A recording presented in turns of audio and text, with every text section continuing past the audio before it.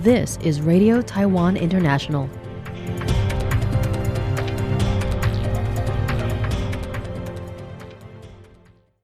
Welcome to the news on Radio Taiwan International. I'm Amanda Stevens, coming to you from Taipei, Taiwan.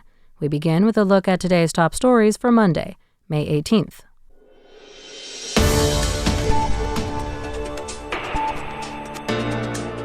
The DPP cites high approval ratings as proof the party is on the right track despite impeachment proceedings.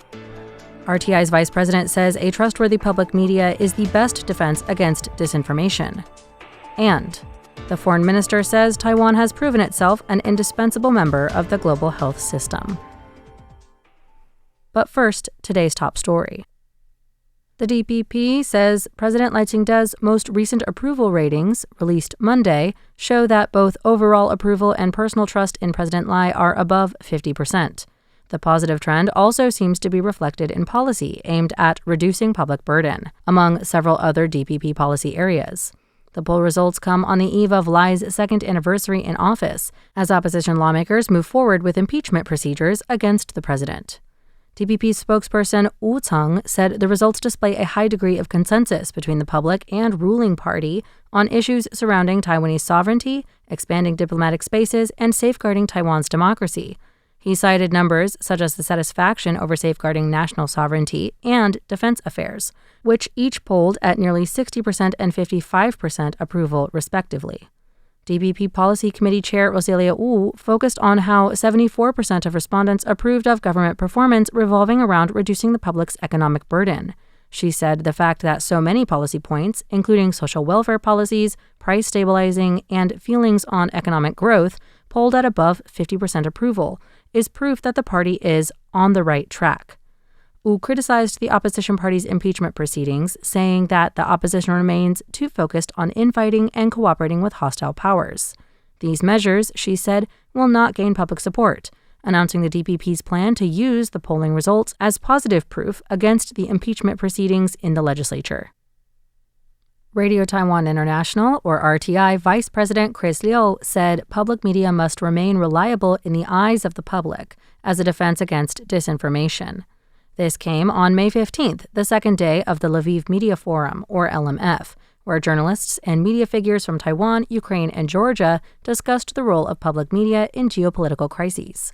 Speaking at a panel titled, From Information to Sense-Making, How Public Media Guides Societies in the Eye of the Storm, Liu noted that Taiwan faced more disinformation attacks than any other country in the world, including attacks from China, Russia, and now AI-assisted disinformation attacks. Liu said it is almost impossible for the average citizen to verify all disinformation. This problem is compounded by young people's reliance on social media platforms such as RedNote and TikTok. Even if users don't directly search out news on these platforms, algorithms could be manipulated for malicious purposes, which would have drastic effects on the media sphere. These are just a few reasons why Liu said the public media institutions need to remain reliable to the public. He continued that trust must be earned, however, not simply expected. In 2025, RTI became the first Chinese-language media outlet to receive Journalism Trust Initiative, or JTI, certification by publishing a transparency report and third-party audit. In doing so, RTI demonstrated its high standards and transparency to current and future audiences. Suspilne Ukraine senior executive Maria Frey also underscored the importance of public media in Ukraine, pointing out that even in their current worst-case scenario, journalists continue to show up to fulfill their responsibilities. Regardless of how technology changes, the most important thing is the audience, Liu said, emphasizing that the trust public media relies on can only be built by establishing connections with the public. Foreign Minister Lin Jialong reiterated his call for the WHO not to bow to political interference, as Taiwan has proven itself an indispensable member of the global health system. In a Monday Facebook post, Lin stated that he and Health Minister Cheng Liangshi are attending various events while they are in Geneva, pointing out that many international friends and representatives have expressed their amazement and support for Taiwan's creative approach to securing international participation. The Taiwan Smart Medical and Health Tech Expo was held in Geneva for the first time during the 79th World Health Assembly. Lin said in his post that the exhibition brought together Taiwan's top medical institutions and companies, showcasing the strength of its national medical professionals in areas ranging from smart and innovative care to healthcare resilience. Lin pointed out that Taiwan is applying its globally leading chip and AI technological advances to disease prevention, upgrading medical services, and the health industry supply chain. He also stated that since the start of the Russia-Ukraine war, Taiwan has continuously invested over $150 million to stand with the Ukrainian people in training 250 medical professionals and assisting 3,000 amputees and their families in rebuilding their physical, mental, and daily lives. This echoes Taiwan's demonstration of its smart healthcare capabilities and humanitarian spirit. After arriving on Sunday, Lin became the first Taiwan foreign minister to visit Geneva during the WHA. He said, The WHO, quote, leaves no one behind, end quote. Yet it constantly violates this motto. What we want to show is that even though Taiwan isn't able to join the WHO or participate in the assembly, we are still contributing. The presidential office responded to United States President Donald Trump's call for maintaining the status quo, saying that security and stability of the Taiwan Strait are a shared goal both for Taiwan and the international community. This comes after an interview following Trump's summit with Chinese President Xi Jinping, where Trump said he's not, quote, looking to have somebody go independent, end quote.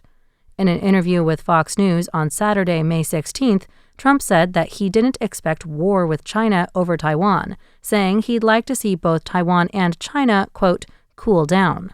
Although Trump cautioned Taiwan against formally declaring independence, he also stated that U.S. policy towards Taiwan hasn't changed. Presidential Office spokesperson Karen Guo responded to Trump on Saturday, echoing that the response from many officials has been to reaffirm the unchanged U.S. stance on Taiwan. She said that Taiwan President Lai Ching-te has also consistently advocated for maintaining the cross-strait status quo for the sake of regional peace, stability, and the rights of the Taiwanese people.